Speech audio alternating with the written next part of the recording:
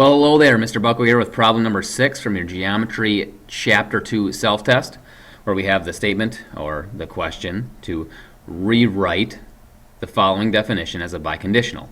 And a biconditional is a statement that uses the words if and only if. So we want to have our final statement be a statement with the words if and only if. And the definition we have is that an isosceles triangle is a triangle with at least two sides having the same length. And this says C margin just because I copied this from your book, and the answer was in the margin, so you can ignore the C margin part.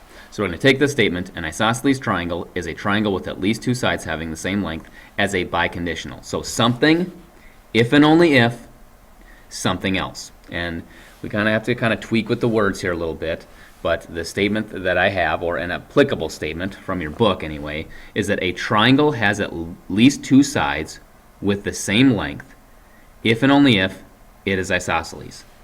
Two separate statements there. A triangle has at least two sides with the same length. At least two sides having the same length. There it is right here. It's the second part of this initial statement. And then it is isosceles. An isosceles triangle. So we have two statements. If an isosceles triangle, if a triangle is isosceles, then it has at least two sides having the same length. So we can kind of flip that around too. So that's the if then.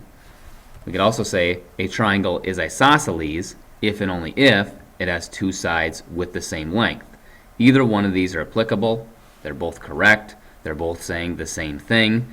Variations on these are okay if you change some words around, as long as we have a statement. A triangle is isosceles is the first statement. And it's isosceles if and only if it has two sides with the same length. And we can flip these two things around as we did in the first part.